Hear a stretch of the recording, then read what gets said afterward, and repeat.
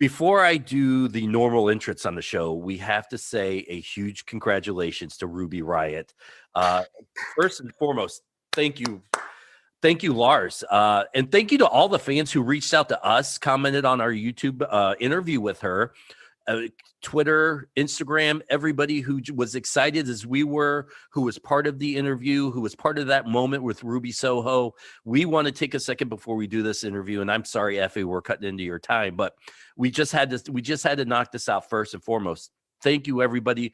What a phenomenal moment. Lars, thank you for everything you did to make her debut what it was. It was her debut. I was just a small player in a larger picture. So, I'm totally humbled by the experience. I always dreamed to have music for a wrestler. I just never imagined it would be for her in this modern golden age, So I'm pretty over the moon. Everybody in the band is super psyched. Everybody's tuning in to see what happens. So it's pretty cool. It's cool. It's cool. Mostly cool for her because I think now she's getting something, that she's been deserving for a long time. Yeah. And the hundreds of messages and emails, literally hundreds. Yes, she will be back on. We are waiting a little bit. We want her to get comfortable. We want her to have a story to tell us, but she will come back on. But until then, you're watching the only wrestling podcast on earth with 2-time X Division champion, the man behind the man behind the man, my best friend and yours, Petey Williams. How's she going, eh? And not even a fucking hurricane can stop this guy. That's right. Just listen, he said F you to a hurricane, drove straight through it, shook his balls at it and said, you can't stop me. That's from Rancid, Lars Fredrickson. Hurricane survival. That's right. That's my thing. He punk rocked his way through it. That's the most punk. By the way, we won't even tell the story, but the story. You know what I did? I fucking whipped out my cock and used it as a sail. All right. Yeah, that's all you got to say. He tied a cardigan onto it and just cross. I mean, I got a strong Danish penis, brother. Ruby, thanks for watching anyway. So, I am excited about this week's guest. Lars, you hooked this thing up. This is a guy I cannot wait to talk to. EFFY, you've been on GCW. You have your big gay brunch. So much more stuff. Thank you so much for sitting down and talking with us tonight. Yeah, I've been sitting here a little quiet, but I've got plenty to say. I got to say, this past weekend was insane. To Petey, I say I had 7 matches in 5 days. Jeez. Pretty long matches. One of them being a War Games match, which being GCW, we decided to include some ultra violence, some glass, some barbed wire, things like that. So, I'm 2 days out, I guess, from the last show, but the last show was my show, the Big Gay Brunch, and I main evented with Jake Ellis, and that guy, you'd think going in and working on a nice television corporate company that you'd hit a little lighter, but man, that was some strong style, prove yourself stuff between 2 gay dudes, just wrestling, man. Well, that's a great intro here because I do want to touch a little bit on the LGBTQ community, and the only 2 real questions about sexuality that I have, and I want to knock them out super quick so we can get on with the wrestling, is the landscape of wrestling has changed from 5 years ago, where I think I can comfortably say 5-7 years ago, wrestling fans were very homophobic, maybe. And now we've seen this pendulum swift through where it's widely accepted. Thank God I have a daughter who is part of the community and I support her 100%. And I've seen a lot of your interviews, and I don't think I've ever seen you talk about when, how, where the winds of change kind of blew through. When did you start seeing them? And do you remember the first time you were fully accepted by a crowd? I know it's a lot to unpack there. No, it really isn't, because when I sort of came to wrestling, I was coming to terms with my own sexuality, and throughout my college time, I was figuring out who I was, but I had to kind of get sober after that fact in the real world, working adult jobs, living on my own for the first time.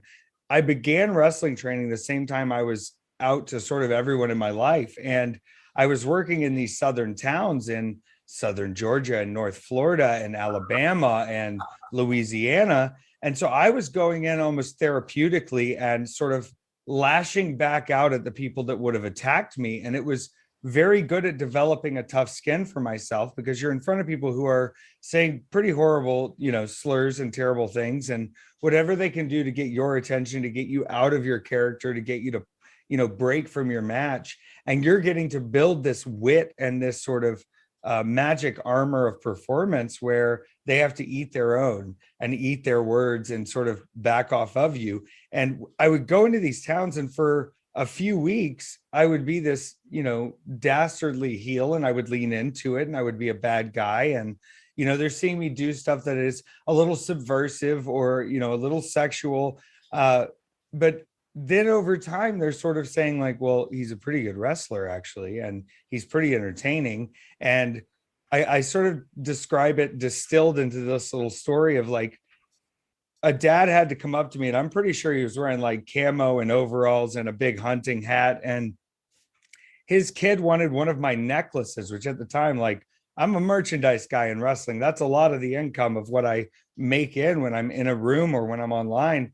And I had these little necklaces, and his son wanted a necklace. That's the only thing he wanted from any of the wrestlers, not a picture, not a t-shirt. And seeing him sort of hand me that crumpled $10 bill because there was no other option, like, by admitting they love wrestling and admitting they like good wrestling and then being put in front of me, I was sort of making them confront it. And you see these babyface crowds form. Wrestling fans, I feel like they're very open to anything that walks through the curtain, as long as it continues to entertain them or meet a certain criteria. And to see that in the most red places of where I'd kind of grown up and been around all my life, I was seeing that change happen quickly. And it was like, hey, if we present this in a certain way to people, even if they think they're stuck in their beliefs, that is maybe a little more whimsical or fun or lighthearted, that still at its core is, informing them about things they may not have had any information about, it shifted rather quickly. And now, like, I mean, you see, I had my own show in Chicago, Illinois, where I'm not from, where I sold, 600 something tickets and sold a lot of streams and had a ton of LGBTQ wrestlers. When people are presented this, it seems, through my research, that they jump on it quick, and it's happened rapidly, and it's awesome.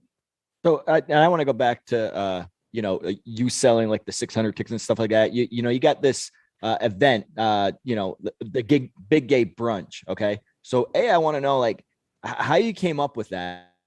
Is there like, I haven't seen it, I mean, there's a lot of wrestling out there and stuff. Oh, like yeah, that. yeah. I mean, 100 million hours. We'll never run out, my man. I'll get to it eventually. But like, how'd you come up with that idea? Like, I mean, was it more like, this is a catchy title, people will come to this, or like, is there like certain, I don't know, like things that you do at the show that's like different than other shows? Or is it just like, hey man, this is going to be a awesome wrestling show that you're going to watch? Yeah. And I think when I first thought of the concept, Joey Janela had done his spring break event with GCW, and I was in the first spring break, and there was sort of an atmosphere in there that I was like, there's sort of us poking fun at the fourth wall and tropism of wrestling in a sense, but it is still providing good wrestling and entertaining moments. And when I think about the gay culture that's been represented up until this point in wrestling, we've had a lot of good things, but they come with almost a sense of like reverence and, flower holding and ceremony of, look at the gays did it, here they are, put them on the platform. And when I think of like what gay culture is most excited for and most known for, and the most fun parts of it, it's like a drag queen brunch on a Sunday where you're a little too tipsy and she's dancing on the tables and the food is, being served crazy. And for some reason there's big shrimp out of the cocktails, and there's more of a spirit of, we're all gay here, we can be extremely gay here, and we're a little too weird for everyone else. I wanted that to sort of come into the wrestling world. So in these events, I'm able to book weird ways, like putting, Pero, who's in the NWA now, putting him in things like a twink gauntlet, where you're going, well, what's a twink?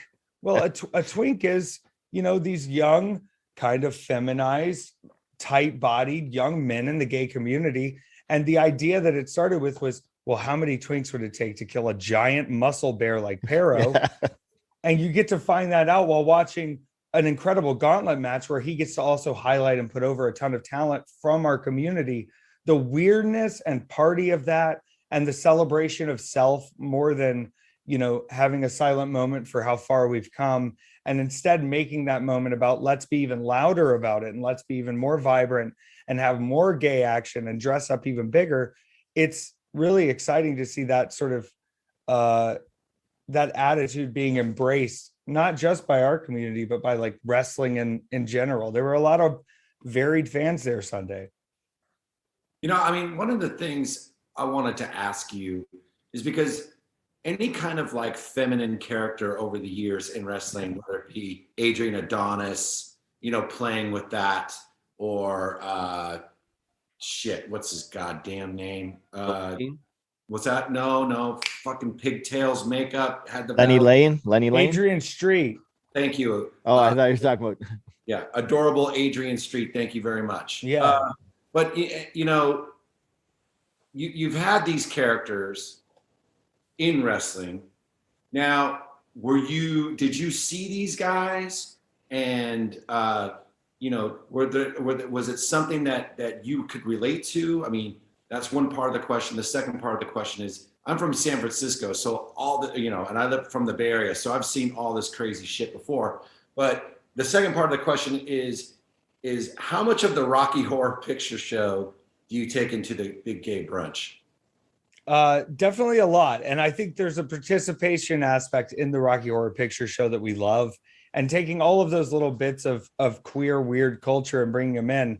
I'm doing my best right now to get John Waters convinced enough to show up and at least yell into a microphone for 10 minutes and continue to kind of expand our fingers out and show wrestling to an audience that like has enjoyed all these other queer things and all these other kind of weird bits of entertainment, and bring them into wrestling. Like I've kind of put it as, we're not really trying to take fans from the WWE. We're trying to show fans from our world that they may enjoy some aspects of wrestling. First part of that question, hit me with a little bit of that again. I want to make sure I hit the right points on this. Guys like, Adrian. Oh, yeah. So Street. I had a weird interaction with him one time at one of the reunion events where he was not really pleased to hang out with me. And I understand those guys are a little older now, so maybe he was just feeling busy. But I think Pollo Del Mar, who hosted my show Sunday, who is a drag queen from San Francisco area as well, put it into context as in, we've had these representatives that have supposed to have been members of our community that were portrayed by mostly heterosexual people. And we still took it in, and we still took it to culture, and we still made it a part of our wrestling because we really didn't have anything else to eat. When you're hungry, you eat what you can. When you're thirsty, you drink what you can. Having that sort of attitude, and us now as authentic queer people and real members of the LGBTQ community, we're trying to find the new versions of these characters where we are still able to be these sort of pompous, asshole-ish, heelish people, and we can be booed or cheered or treated however we are, not just because of our queer identity, but also because maybe we are just an asshole. Like maybe you do just boo that guy because he's kind of being a pompous piece of crap and he's too beautiful and he's spraying himself all the time. And it's not because he's emulating something gay. We know he is gay. It's not a concern. It's that he is making a mockery of his opponent and he is not treating this with respect. And I think we can, as long as we are approaching these aspects of ourselves authentically and we're not mimicking something else or drawing attention to what we think are negatives about a particular community, it's a lot easier to portray authenticity in these extravagant ways. Like just when I go out there and I do some evil stuff, like particularly when I wrestle in Las Vegas for whatever reason, that audience has, every time I've been in that room that GCW has done, they've booed me. And I have wrestled like a bad person and I've done bad things, but no one in that room is booing me in those matches because I am a gay man. They're booing me because I'm hurting Ricky Morton. They're booing me because they love Dark Sheik. And having that trust in our audiences that's building more and more now, we're able to be much bigger characters and take those risks. This falls in line with my next question. It's one thing I really geek out about in pro wrestling, and since hanging out with PD and learning from him, is character development. And where does your character grow? Do you feel like sometimes you get put into a box based on who you are and what your sexuality is? And is it hard to grow or evolve the wrestling character? Because I read in an interview once where you said you started out as two different people, and now as time goes, the FA character is kind of entwangled with the real life you. Oh yeah. I mean, dude, I'm like, and this is like not the right word to use, but like I'm like a machine now. I ran a moving company, like moving people's houses and businesses. I did it for almost 8 years, and I had worked in moving before then, and I had gone to college for public relations. And I spent a year working for Hootie and the Blowfish as an intern, doing all kinds of weird stuff for them. And so when I was in wrestling, I always kind of had this thing in my head that was like, hey, like this is not necessarily your world, like you're from this other world, or when you're working during the week, you need to be these things. And now, as I operate as EFFY, I operate as both that business person, and I honor, the parts of me that are completely trained to do this and know business stuff top to bottom, and know how to market and know how to brand and know how to merchandise. I accept that I am good at those things while also being like an insano character who is doing crazy stuff. I don't, being me and being Taylor during the week and running my business and doing streams and shipping and all of these things that come with it. There's no shame that I have, classic training in these things.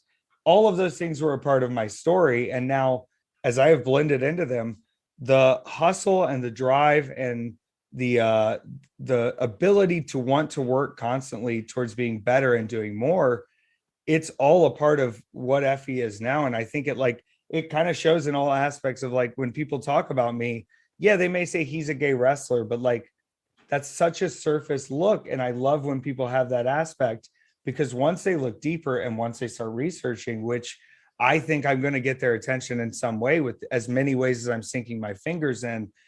Once they get in there and they start to get into the detail and the story and what we are doing, it becomes so much more rewarding to find out that like, I'm not going to leave you right on the surface. Like, yeah, I just grabbed a guy's nipples and turned it into a suplex, but also the money we raised from selling breakfast, Sunday morning went to a Black trans charity in Chicago. And we were able to make even more donations with parts of the ticket sales too.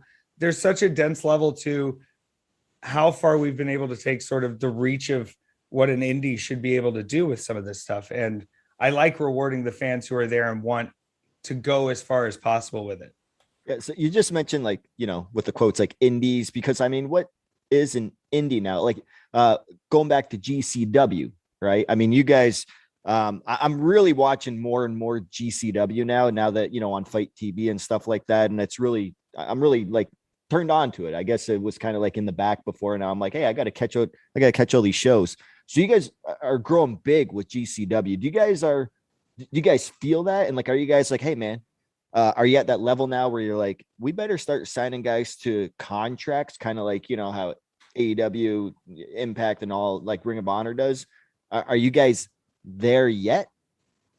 I don't think so. And I think there's an honest conversation about sort of the health of GCW is reflective of the health of the scene and how the scene has grown. Because when we've been able to take the show on the road and go to Houston, Texas, we've teamed with Loco Wrestling, which is an independent there, and been able to help them get their guys more exposure, help them put more tickets in their seats. When we go to, places in Las Vegas, we're teaming with Future Stars of Wrestling, and we're able to bring our guys in on their shows and get that travel reduced for them and get more eyes on the product, while also bringing some of their guys in to help us out too.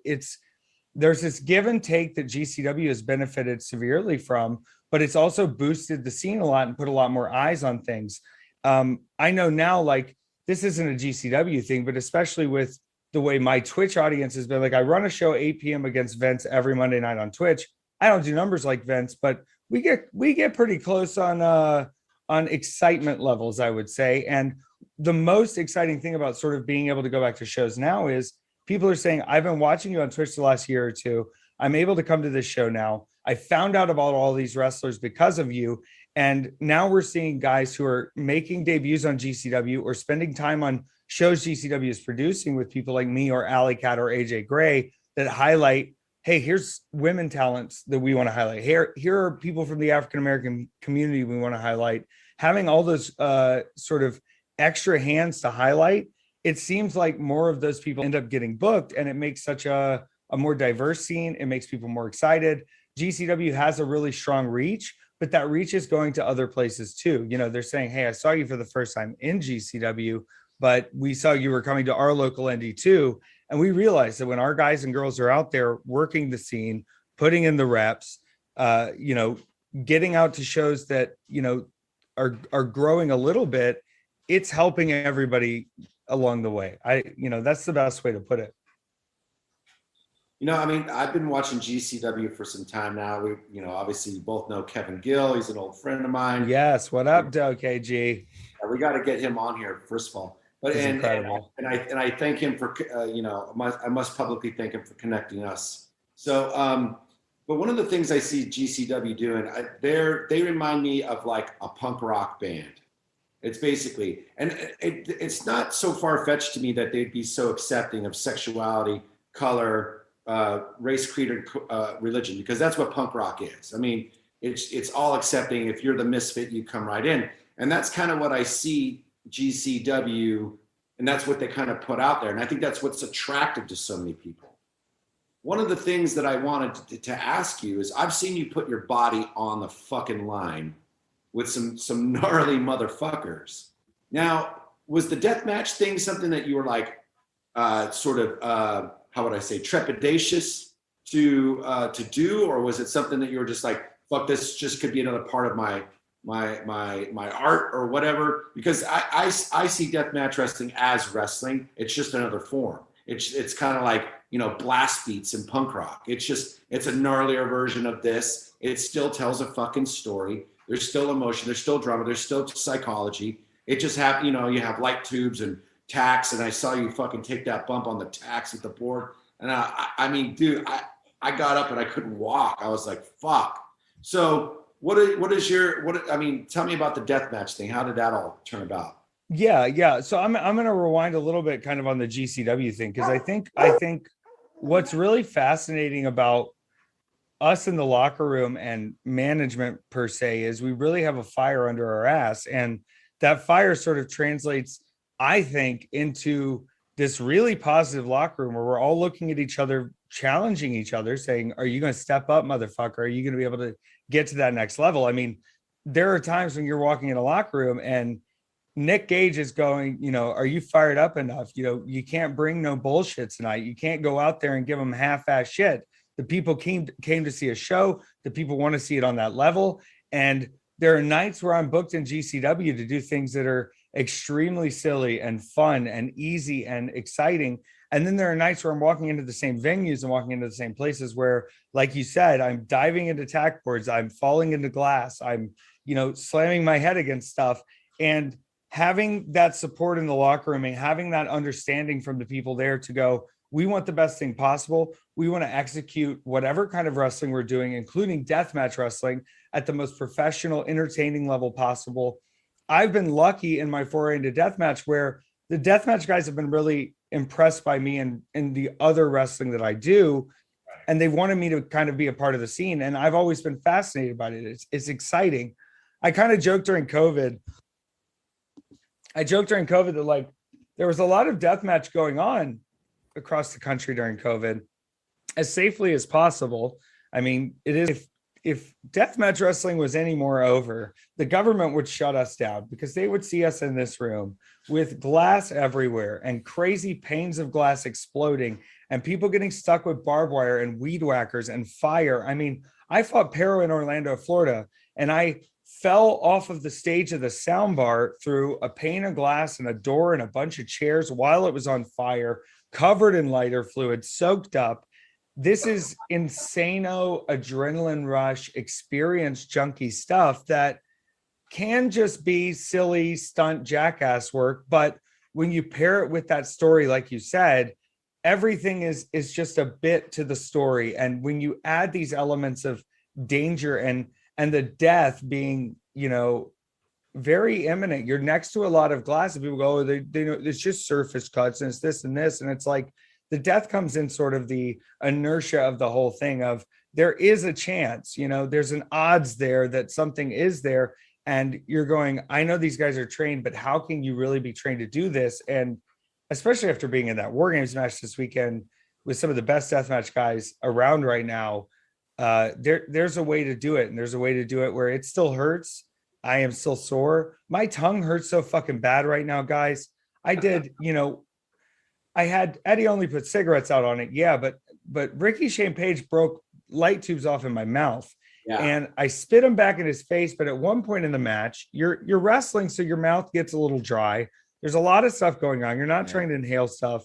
I said, my mouth feels especially dry. And I hawked out, what must have been a piece of glass about that big from the back of my throat, and had to continue having this match and continue being a part of it. The risk is literally always right there. There's so many ways things can go wrong, but the respect we get back from that community, the passion you see from the fans, it seems to be growing. And Dave Meltzer even made his way to the show to see the War Games match. He was excited to see the finish of this Nick Gage and Ricky Shane Page story that's been going on damn near 2 years. And it was wild to have a reception to that kind of crazy thing. And GCW has worked up to that. And they've put in a lot of boot work to make deathmatch wrestling cool and valid again in this world. You're a sober guy. Do you feel like you've replaced drugs and alcohol with deathmatch wrestling? I will say this. I smoke a lot of weed now. I say I'm a teetotaler because booze was like the problem of my life, man. Booze was the one that it puts me completely out of control. And I think between being ADD and a little bit of a control freak, when I would lose control of myself, that's the only time I would really be frustrated by my actions or really be frustrated by how I was feeling in the days following. And now I have to admit it. When I was fighting Ricky Morton in Las Vegas a few weeks ago, which is a crazy sentence of the Rock and Roll Express, and my mom called me because she saw I had blonde hair. And the last time I had blonde hair, I guess I was a little bit more chaotic, a little bit more chaotic than now. People are like, that must have been crazy. It was, because my mom calls me and goes, do I need to be concerned? And I was like, about what? And she was like, the last time you dyed your hair blonde, you were not in a good place. You were not doing good things and you were a lot to deal with. And we're glad you're still here. And I was like, Mom, I'm good. We're good. We're on the path. My focus is in making sure that I am healthy. I am good. I feel comfortable, but that also I'm not coming in and not taking necessary risks for the entertainment, because there's a lot of times I've been saying EFFY is fine for 3 months. EFFY is fine. And people, when you say that, think you're not. And there were a few times this weekend where people were like, are you okay? Are you okay? Are you okay? I'm in the middle of all of these crazy matches. And I said, I'm going to have to start charging a fine because clearly nobody is believing anything I'm saying. I am fine. When I'm doing this crazy violent stuff, Petey, we take calculated, measured risks. I've seen you do insane stuff. The worst injuries in a lot of guys' careers come from really simple accidents even working out or training at, tweaking your knee while turning and hitting the ropes is just as likely as if I head dive off this ladder, I might hurt myself. There are ways that we can do this that mitigate that risk a little bit. And that's where the magic trick lies, is people going, I really thought he was dead. I thought you were done for. I thought it was over. And if for 1 second you can genuinely believe that to the point where you're really concerned for me, fantastic. I think you're going to buy another ticket, but also you've got to trust me as a professional when I say I am good. Well, you're good, but so mentally that is. Yeah. You look at, you're doing such great things on your own right now, right? Being a, independent contractor, doing all your own stuff, making, I'd say probably pretty good money, with your merch and all that kind of stuff. Have you thought hey man, now would be a great time, your name's out there, everything's going good. You got that upswing, hey, maybe I'll sign a contract. Maybe I'll reach out to an AEW or, an Impact, WWE, whatever, and be like, you know what? I'm going to, just work there, be exclusive. So any way I answer this, the people always take it as me like being like thinking I'm being negative, and I'm not. But I got into wrestling after doing a lot of acid and kind of thinking John Cena might not be real and green screens control the world. And I had to sort of scratch my own itch. It's a really long story. There's an itch there. And like you said, Petey, I do make more money now. I'm doing well now. You know, leaving my job was the scariest thing I ever did, but I literally could not walk back into that office and work for anyone else. And I'm finding out that like when my hustle mode is turned towards me and when I am free to explore all of these wild ideas, I can kind of kill it. And I have the experience to do it. And I'm not going to name drop, and I won't because it doesn't help anyone. But I was talking to a WWE Hall of Famer the other day, not Ricky Morton, what a legend he is, but a different guy. And, you know, he sort of said, hey, I was talking to some people. They say, you're really getting over this. They say you're getting some reactions, you know, just keep working and the right people have eyes on you. And I'm sort of in this weird position where like I did a Twitch show the other day and I watched weird wrestling and strange matches and LGBTQ people. And yeah, Twitch put me on the front page, but it's because I have a really good retention rate with my audiences and new people coming in want to stay with me. And I explain wrestling in a way that is palatable to people. And NXT did something like 680,000 views on that night on their show. And I did 260,000 views on my show on the front page of Twitch. A lot of those people watching for at least half of that time or more, which is like kind of insane in the streaming days. I can't not scratch that itch further. And I have some tricks up my sleeve that are coming, but I have to kind of prove a point to myself that there is the possibility of hitting a mainstream level of understanding and knowledge and bringing wrestling to people that wouldn't have seen it without ever touching cable TV, because I think it's on its last legs. And I think if I prove this and I get to that level where I am a household name, and it's not something where I'm craving fame, it's just like an itch of like, is it a thing about wrestling or is it a thing about TV that led to these people getting there? And I always think it's just a question of distribution. If you look up a John Cena match, for instance, it's pretty easy because he has incredible distribution and they made it very easy to find his matches. But it's just as easy to find EFFY matches or Petey Williams matches if you have the knowledge enough of a hook to bring you in to know what that thing is.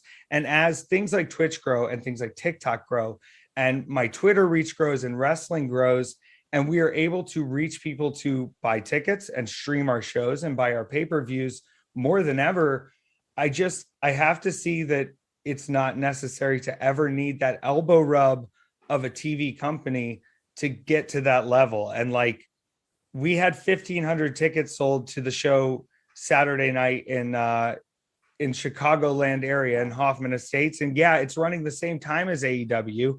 It's not the same time, but the same weekend as AEW. So we do have a little runoff of that. We are running shows that are next to Tampa that are, around the WrestleMania time, but then we're showing up to Los Angeles and we're pushing people away at the door and we're turning people away from these bigger venues more and more and more. During COVID at the Showboat in Atlantic City, I mean, that hotel could not have gotten rid of us quicker. We're bloody deathmatch guys. We can only sell 100 tickets in a 1,500 cap room. And now we're selling it out and they're putting us up on all the screens in the hotel like we're a main featured attraction. People are speaking with their dollar because we're able to reach them. And I want to see that growth continue. I think I would be a great fit on salary 2 days a week to help you out with real PR, the kind of PR that isn't setting up a fun charity fundraiser, the kind of PR that gets in front of the problems that you're going to have down the line, the kind of PR that works with a very smart fan base, the kind of PR that thinks ahead of itself rather than booking 2 weeks out. But as EFFY, as that performance, as that character, when I poke that bubble and when I have to scratch that itch and when I have to make sure things are done right, I think the best chance for me is to just force their hand by doing so well that they have to take some of my tactics. I think that's where I really win in the end. But, and I think having to be under a contract is, and I hate Pete, and this isn't a knock on you, but I think that's old man wrestler way of thinking, where back in the day there was one, maybe two companies, and you were not making a living on the indies. And in order to live your dream, you had to have the contract to keep going. But in today's wrestling, you can make a living being a well-booked indie talent. You can make a living being the top star on GCW. And I don't know if being everybody wants to be at the Well, okay, but Dennis, I'm going to cut you off here. I'm going to cut you off, and I'm going to Please. speak completely against myself. I'm going to speak completely anti what I just said, because it is something that I discuss with guys who come to me and go, how do you do this? How do you do this? What I do is draining. Like, because of me and because of my hunger, like I dropped, not to steal a shout out, but I dropped a whole nother version of the Wrestling is Gay line, which is my clothing line. We've raised $5,000 so far for an LGBTQ charity in Atlanta. I've been able to sponsor shows. Yeah, Lars. Yeah, sorry. So the Wrestling is Gay t-shirts, they're all charitable? So yeah, well, here's the thing. I take a little bit of the money, but I give a lot of that money to charity. I've also sponsored a lot of shows. Now, the weakness I found in Wrestling is Gay was that I was doing everything. I was shipping all these orders, and I thought it would be my typical short order, 100 or so, 150. And when I had as many orders as I had, I got overwhelmed. And I'm doing shows all the time. I'm taking things on. My hustle level is at an all-time high, but not everyone is going to achieve that. When you take that contract, you have guaranteed money every week. You have food on the table every week. You are doing wrestling that is guaranteed. And for a lot of guys, that is the best thing that they're going to do, because a lot of guys come to me and say, I just want to wrestle. I just want to be a professional wrestler and do that. I don't want to rely on having to stand out there and talk to every person in the building. I don't want to have to rely on doing cameo messages, during the whole week. And that's such a valid thing that you have to present it objectively, that now there is so much more creative input that wrestlers are getting to put into it, when for a long time it was just like, hey, they're going to tell me what to do. I'm proficient at wrestling. I'll put on the costume, tell me where to stand. I'm glad I got on TV this week. And now it's, hey, we saw you doing this thing and we want to highlight what you're doing. There's more of that happening. And as that comes, I think more guys will sign down to places, because it is rewarding to be told that, like, not only are you good at this wrestling thing, but your ideas have merit as well. And so I think there's room for both. I think I'm crazy. I have that itch. I don't know what it is. Well, I guess, one of the things I started thinking as you've been talking, and it's like where you fit is the only place that I can see it is right where you're at. So, to what these guys were talking about as far as like signing a big contract to a company, like I can see you in every one of them except for one, the one that would make you a straight man in a business suit. You know what I mean? Well, I can't go to Saudi Arabia. But you know what I'm saying? It's like, I feel like with the creative freedom now that we have in wrestling, with the overall acceptance, with people dying for something new. And that's why guys like you are successful, and guys like Nick Gage are successful, or John Moxley, or whoever it may be. They're successful because there's that element that made them on the indie scene that now people are actually getting to see. It's the creative freedom. So with that being said, like, what's most important to you now? Because now you've kind of like transcended into this artist kind of thing. You're doing so much creative stuff. What's more important to you at the end of the day, where you're sitting at right now? Is it the money, which I'm sure is nice, or is it the actual artistry of what you're doing? Because I see wrestling as art, right? And I think a lot of us do. So what's your take? I've kind of joked, like, every weekend we go out and we write 1-act stage plays that we immediately perform, and then they're filmed and we never perform them again. Every match is its unique art form, and every match is its own unique challenge. And getting to kind of go across the country to all these different promotions and working with GCW and working with a lot of different kinds of talents, you're constantly challenged at an artistic level in creating something that keeps you there. I'm sure you see a lot of things come and go in wrestling, as you do in music, as you do in any art form. And to consistently have that stay, the audience has to see that growth and that change, but also that challenge.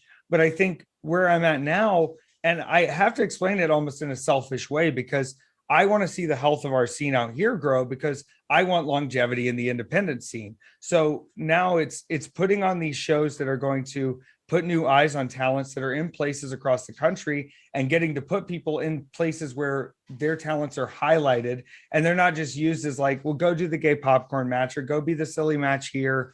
and getting to show that we are first and foremost professional wrestlers.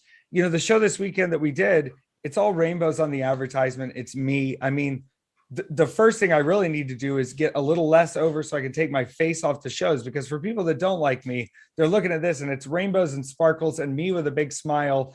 And then you watch the show and it is so hard hitting and so intense and down to business professional wrestling. And I want that world to continue to expand, where we are building these new stars everywhere that can continue to draw new fans in, to have those people saying, this is my first time seeing wrestling. This is my first time seeing gay wrestling. This is my first time seeing a wrestler like me. It's going to help every part of the indie scene. And on top of that, we're going to make sure that if we're in charge of the shows, if I'm in charge of the shows, that you're getting treated to a certain level of comfort. Is it perfect? No. But with our ability to sell more tickets and more streams and have more income revenue, we are able to pay our talents and put a sort of precedent on, we do think you're worth this much. We do think you're worth it as a talent. We think it's worth it to pay for your travel. We think it's worth it to give you space to sell your merchandise. We think it's worth it to give you the matches that you would like to have. Rewarding talent gives them that mindset where later they're going to hold other people to the same precedent. And if everyone's held to that precedent, I've got a lot of indies that are easy for me to work, that know I need a hotel room, that don't mind getting me from the airport with a coffee, that pay me fairly, and that follow me when I have ideas that are going to do well for their business. I want to go in that direction. So there's almost an artistry to that as well. That's like, how do we make wrestling not so, how do we keep ourselves from having to suck the teat to survive? Could we grow our own grains instead of sucking the teat? I want to find out. We're not sharing a pie anymore. You know, like it's not as easy to bake a whole pie, but like I've got so many ingredients. We've got so much flour and berries and sugar and a roller. We can just keep baking pies. It's just going to take some work. Pete? So you mentioned, like, you watch wrestling when you're on acid and stuff like that. And, now being sober and all that kind of stuff, and you're actually in the business, you're doing a lot of great things, and, you're killing it out there pretty much. Do you still tune in like you did? Maybe not like you did, but do you still tune in and be like, hey man, I want to check out this show. Like I want to watch, Dynamite, or I want to watch Impact, or I want to catch this Monday Night Raw or this pay-per-view. Do you still watch and, when it comes to wrestling?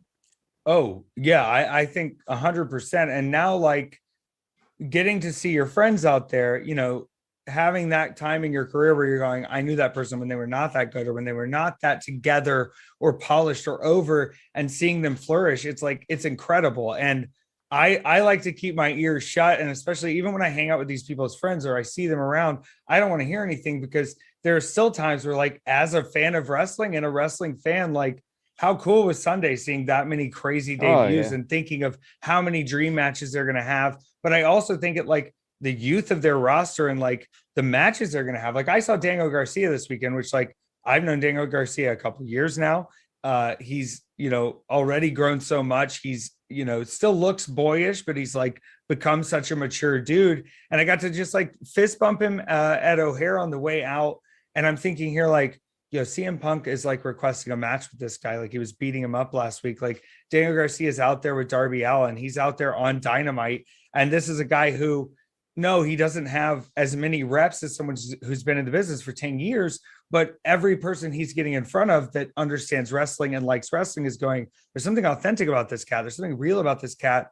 And when I get to just sit back and watch wrestling now, it's more exciting than ever, because there's a closeness, a proximity, but there's still such a grandiosity to what we do. And I am happy to live in the Fabe, and I'm happy to live in that world, because it still excites me a lot. And I think it still frustrates me a lot too. And you always want to go, well, let's see who can do the best. And I think there is sort of a run now of, hey, wrestling can be really good. It can be really, really good. And everybody's fighting at that pinnacle. And it's awesome to see, because everybody wins. The fans win, wrestlers win. We get a bunch of good wrestling. We have time for one more question apiece. And listen, All Out Weekend was just this past weekend. You're starting to see a little GCW leak into What is the relationship between the two companies like?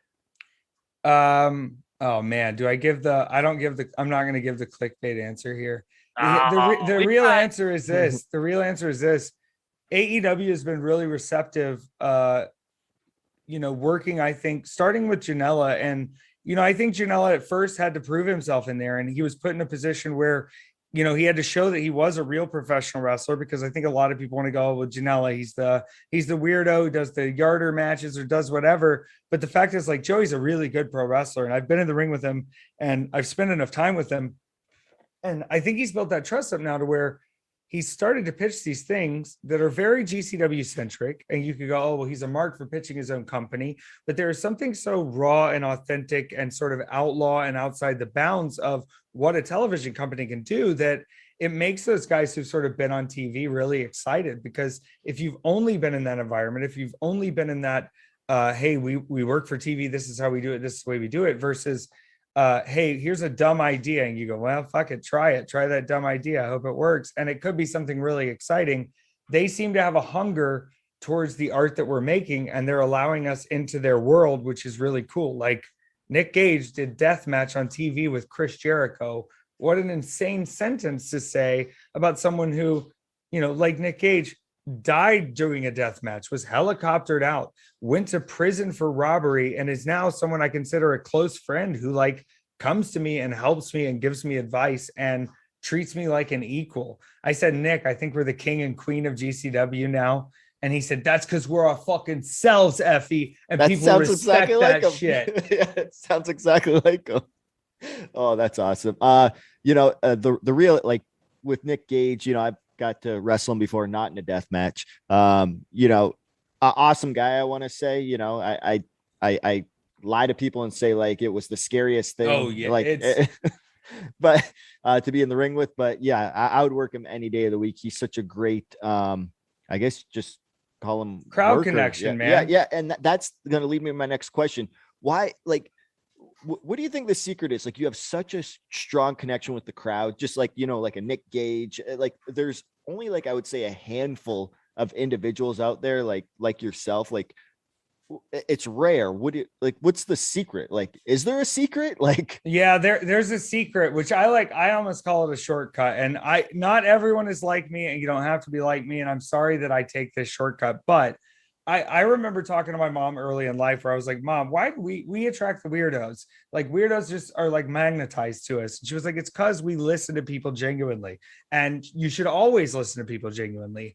And I find myself, since an early age, fascinated so much with just, and this sounds so generic, human communication in general and understanding people. I think it's why I wanted to study PR. I think it's why I like wrestling so much, because it is, emotional human story, like, at a real raw level. Can you show a whole room of people a story with just your body and maybe a couple words? There's something magnetic to that, where I really do talk to a lot of the fans. I talk to a lot of the people. I ask people about wrestling. I have a show about wrestling. I listen to what people think about wrestling. If you see me at a GCW show, I'm out at the table all night. I'm walking around the room all night. I'm watching the show all night. If you want to talk to me, you can always talk to me. And I think now people are starting to realize that it's not something I'm doing tactically by any means, but it gives you such a read of what is actually going on in the room. And there are so many guys who I see in the back who are trying to put together fights and matches that are very impressive and of high skill and of very, high proficiency, but they haven't ever walked in the room for the night, and they haven't talked to anyone at the table tonight, and they haven't seen what people are reacting to, and they're not watching any other matches. They didn't see how people were in line. They didn't see what shirts they were already wearing. And these things are the cheat code to what you're doing, because when you're putting together a story that a room is not going to be into, when it's Sunday afternoon and everyone's partied for 2 days and they're as tired as you, and you're creating a match that gets them as hype as possible, you have to be able to read people and read a room and understand communication at an emotional level. And that's such a big part of wrestling that, like, I think a lot of people, it takes them years and years to understand that, like, the crowd is there to be entertained, and they are there to be in disbelief and in awe, and they are there to follow you and do what you want, but you have to meet them there, and you can't wrestle like they're not real people in front of you that are breathing the same air in the same room. It's theater. I guess my last question. I mean, I got a million more fucking questions. I'm kind of I can come back later. Don't worry. because there's so many things that I wanted to cover, and I know that we've covered a lot. I guess for me, you know, I've seen death matches live, mostly in Japan, and what I've noticed about the American version of it, it seems a little bit more free form. The Japanese are very, you know, sticklers. And you look at a lot of those matches, and you can see that it's very calculated in a sense. But it's hard to pick up on. But if you've been watching wrestling for a million years, I think, you know, you have a little bit of an edge on that. The free formness of what the death match is in GCW, at least that's what I'm getting for. Is that the truth, or is there? I mean, is it shit called in the ring? Is it like you kind of know what weapons you're going in there with, or you know, how is it? I think there is a surprising amount of calculation that people don't understand, and like it. I'm a little desensitized to it now, but I remember the first times you're around deathmatch wrestling and you hear some of the group meetings with the guys who build weapons, with the guys who are a part of this, with the guys who are trying to tell these stories. There is a large part of the American deathmatch scene that is a little different in this regard, but the planning and sort of calculation of how stories building use these items in ways, and how destructively safe you can make something that is brutal and barbaric looking. We want these guys to actually survive a death match, contrary to popular belief, but we want that moment where you don't think they will. And it does take a team. Like I continue thinking to a match done in GCW called the Glass Ceiling match with Jimmy Lloyd and G Raver. And the structure built had to hold glass on top of it above a ring that is shifting and moving. And this is not the first thing to happen in the match. And there's a lot more mayhem and destruction that has to happen. And that glass can't move. And the engineering marvel of them being able to keep it up into the point and the crescendo of this match, of them flying through this glass over the top that's, you know, 10, 15 feet above the ring. It's a really cool moment that takes a lot of forethought. But I think there's also a trust in deathmatch where when things get a little rowdy, you sort of have to have a little more bite your teeth and grit and go with it than in a regular match. You know, hey, lighten up, brother, doesn't always work in the death match. And sometimes you go, if I make a scene of this or get mad that this hurts worse than I expected, or he's going a little further than I thought, I need to calculate correctly how I'm going to get out of this. Because I think of a guy like David Arquette doing the death match with Nick Gage, and you know, you move, you die. And I've heard that said before. Guys go through the curtain. You know, there are certain times you need to be perfectly still in these moments for them to work. It will not feel good. You are going to experience pain, but it is not pain that you can't overcome, and it is not a wound that is going to be terrible for you. But it's much worse if you think it's not going to be bad and move away from it. In Japan, I don't want to go too long on this, but there seems to be a focus on sort of the struggle in deathmatch. And there's that in all wrestling, but there's sort of the struggle and the torture and the very real aspect of some of these things that are used over there as far as the weapons. And I don't have to get too detailed in the way they stack this up, the way they build to it. And I hope the American deathmatch scene continues to sort of follow in that Japanese trend of doing things that aren't necessarily a million tubes exploding at once, but using these items in a way that are specifically highlighting like something that is absolutely torturable. And like, I hate using myself as an example, but I'm going to use myself as an example. I did my match with G Raver at the Tournament of Survival, and I wore a jumpsuit, sleeveless jumpsuit to start the match. And G Raver put tubes inside of the jumpsuit and is smashing them inside of me and throwing me off the top with them inside of me. And you don't get the big explosion of the tubes that way. You don't get the glass everywhere that way.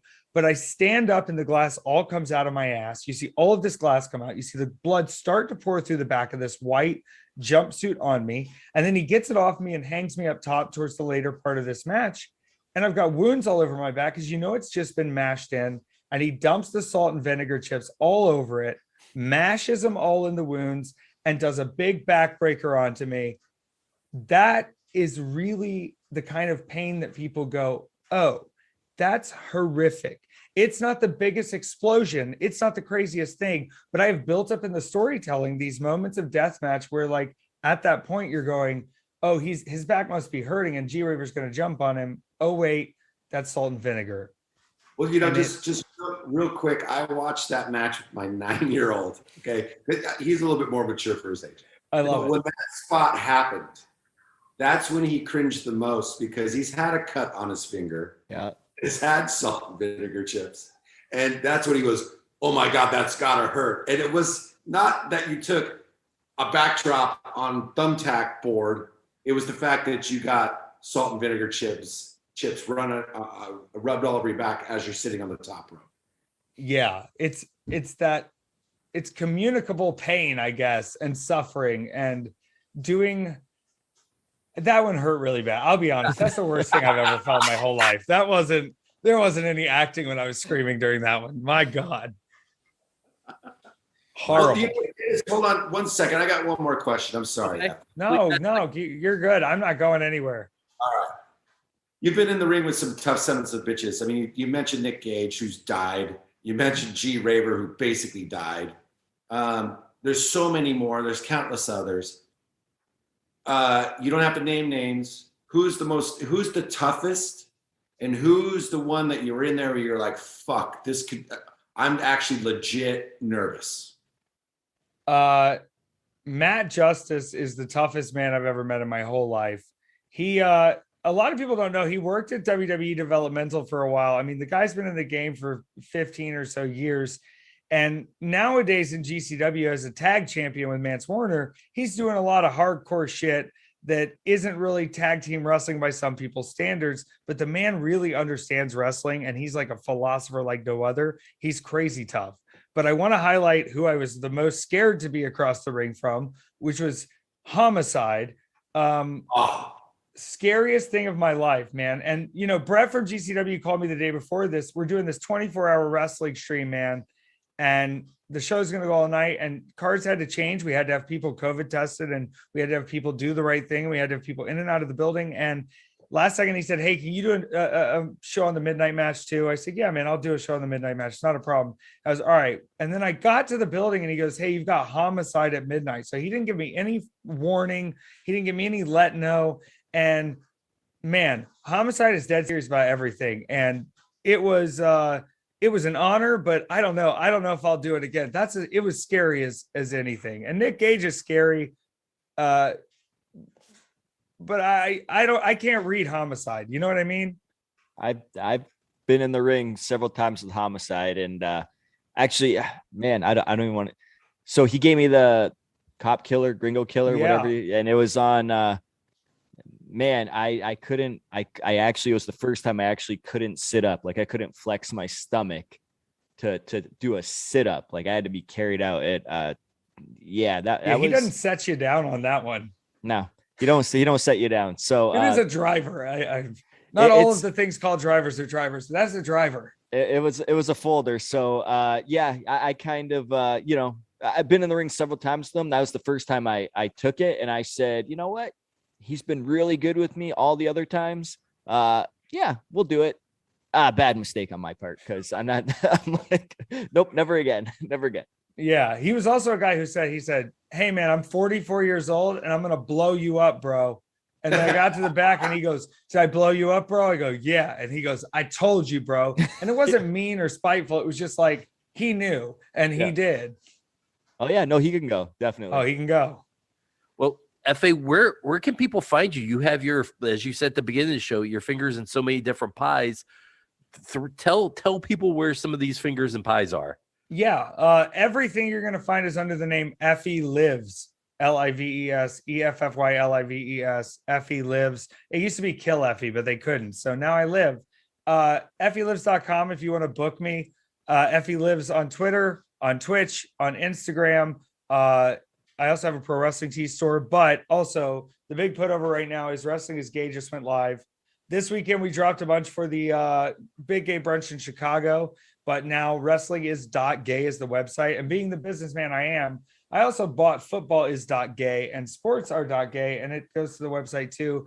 The money, proceeds, profits goes to help lost and found youth in Atlanta. They're a LGBTQ. Well, they do job training, they do housing, they do clothing, they do all kinds of stuff, like incredible amounts of stuff. And hopefully we're able to keep putting stuff into it. I know with the Big Gay Brunch this weekend. We're throwing some stuff to the Chicago Brave Space Alliance. So, hey, we're making it happen. It's Effie Lives. I'm glad we got to talk, guys. This was so much fun. Yeah, I'm gonna be ordering my Wrestling is Gay t-shirt. I love it. We've got the strawberry tie-dye right now. I mean, I know you're a black shirt guy, but if you're feeling strawberry, it's pretty wild. I'm gonna pass on the fucking strawberry. I'm gonna go, black t-shirt, white print, because that's just my jam. But I gotta have one of those. I think that's so fucking funny and cool. And I know in my neighborhood, it's good. I'm gonna be so much.